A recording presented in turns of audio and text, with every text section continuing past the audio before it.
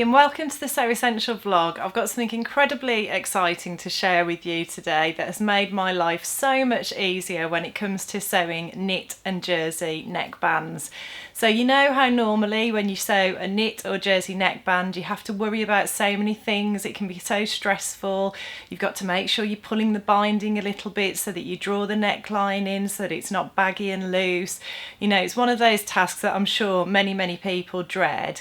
Well, I discovered something recently that makes it an absolute breeze and also gets you the most professional results you could ever wish for, and that is a knit and jersey neck binding attachment for a cover stitch machine.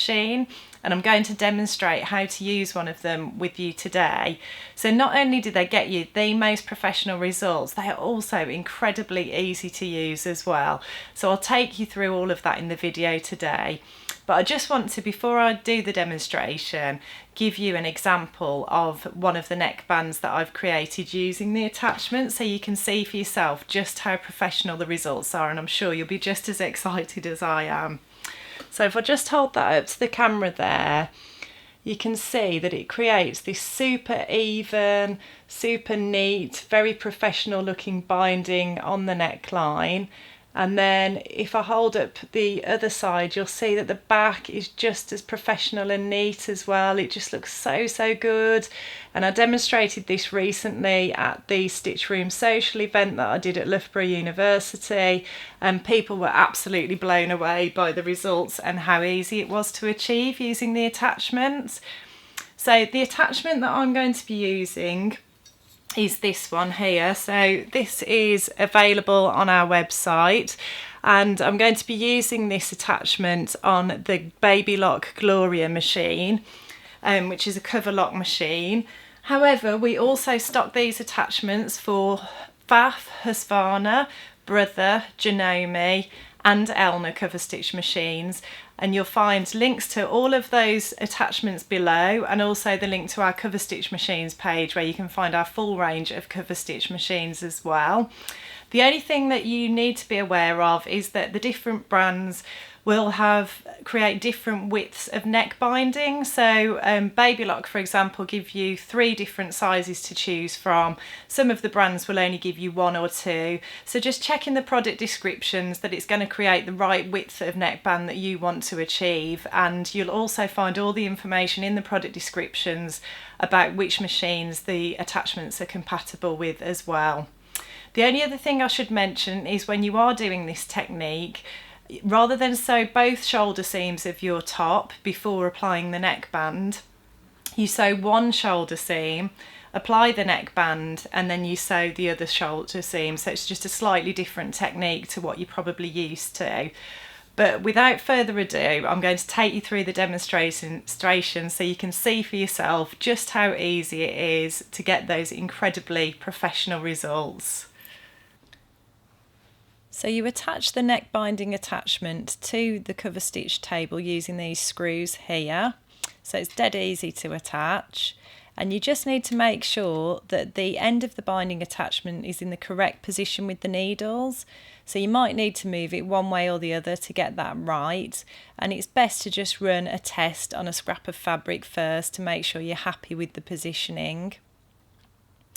And then I've got my neckline here, which is just a little mock-up that I've done. So it's a round neckline, as you can see. And then I've also got my neck binding here, which is cut to the right width for the attachment in the direction with the most stretch. And I've also cut it a lot longer than the neckline, and that's really important that you give yourself that opportunity to get it started off.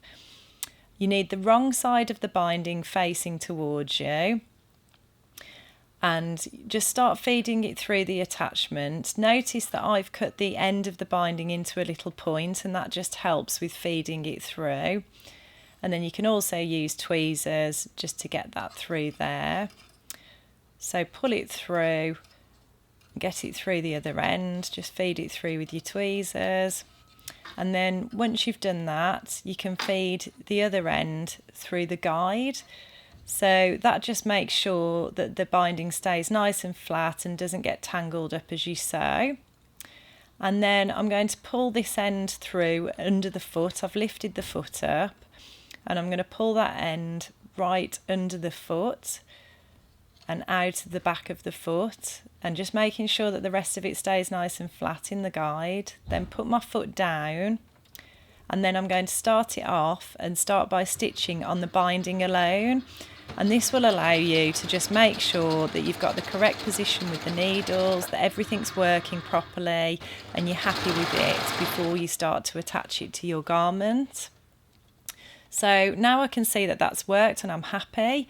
It's time to start feeding my garment through. So you want to place your garment with the right side of the fabric towards you, facing up. And then you just want to line the edge of the neckline up with the binding there, and just make sure that that stays just touching the binding as you sew. Hold on to your fabric, don't let your fabric stretch on the binding or the garment. That's important, just to make sure you're not pulling them or stretching them in any way. And then you can just start to sew and just feed the neckline through, making sure the whole time it's just touching the binding where it meets, and just making sure you're taking any weight off that neckline or that garment as you feed it through. And I'll just keep stitching, and take it easy, stop and reposition if you need to, make sure the garment fabric's staying nice and flat, and just take your time really. But I'm sure you'll agree it is so much easier than doing it the conventional way. You're not stopping to take pins out, you're not having to stretch the binding and think about whether you've got the right level of tension on it. The machine and the attachment is doing it all for you. It's just so simple, and you know that at the other end you've got the most professionally finished neckline coming out, which is just fantastic.